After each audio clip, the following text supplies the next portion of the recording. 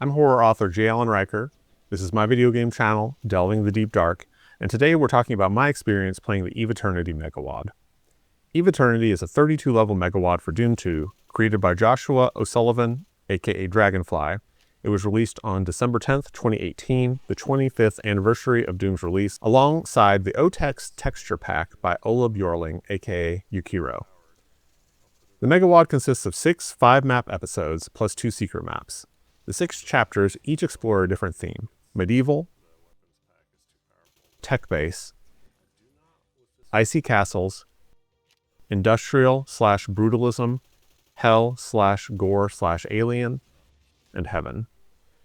This Megawad is legendary.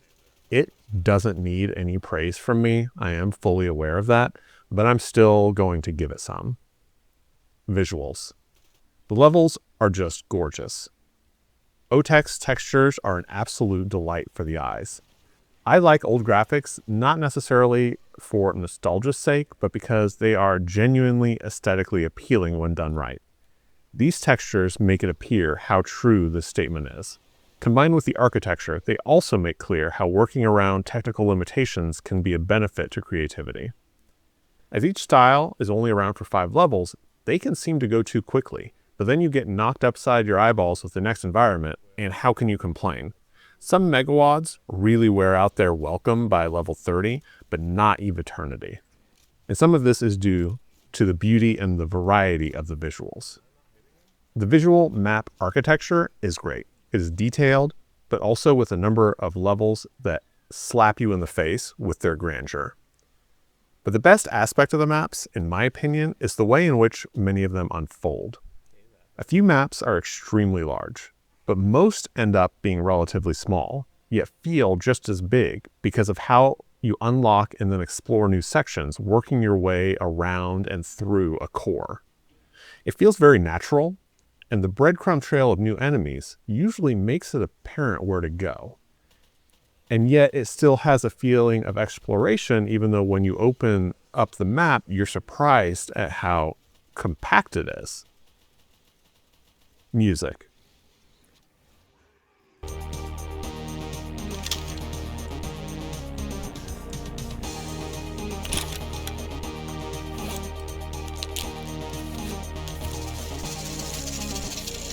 This is just really good. Some of my favorite Doom tracks. Gameplay. So I played this with an extremely overpowered monster mod and then a less overpowered weapons mod, making it tricky for me to parse what exactly was making my playthrough so difficult. Mostly it was the monster mod, I'm certain, but in going to the forums, I found some people saying that Eviternity is a difficult Megawad and that there's a big jump in difficulty near the halfway point. And I read a comment from the creator saying that there's a reason the default cursor position is set to the difficulty Hurt Me Plenty. I think that he really wanted to make something that at its highest difficulty level was truly difficult for almost any Doom player, which I respect. One thing I did note is that one of the most powerful guns in Call of Doom Tarkov never appeared, the fully automatic 338. I have never had that happen before. It made things more difficult for sure. I don't expect any level of mod compatibility, but I'm pointing this out only to say that there might be a powerful traditional weapon that's in shorter supply. I'm not sure. So the monster placement throughout, to me, felt mostly like traditional Doom gameplay. You had your enemies up on platforms in inaccessible areas to fire projectiles at you, along with doors opening up that would release small groups to run at you. Though it did seem like maybe there were a few more monsters than is the usual balance. But then the gameplay also turns to slaughter at some impactful points. It's usually reserved to give a chapter a climactic moment, but not exclusively. And as the game starts to close in on the finale, like in the final 2 environments, you do get more mini slaughters kind of mixed in. I'm not in any camp. I enjoy many different styles, and I thought that this was all very well done. If there was one negative aspect of gameplay to me, it's nested in sort of a complex topic. One of the most standout aspects of this Megawad is, for me, it's mostly nonlinear map design. There is something amazing about packing so much content into such tight spaces, and there's a feeling of satisfaction that I can't quite describe in traversing some of these maps, in seeing parts of it multiple times, but from different perspectives each time, and with changes to the architecture. But the drawback is that if, like me, you are perpetually getting lost in Doom and missing the little clues about how to progress, this style makes it possible to really lose the trail. Most of the time, there's a breadcrumb trail of enemies that shows you what has changed.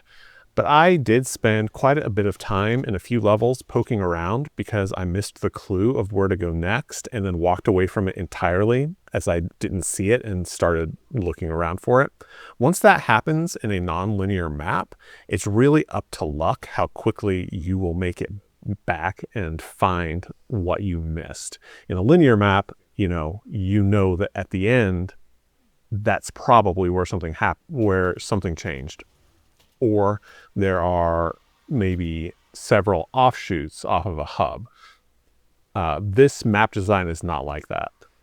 And the thing is that this is really the only issue I had with this Megawad, and it's half me and half a trade-off of an otherwise very rewarding map design style.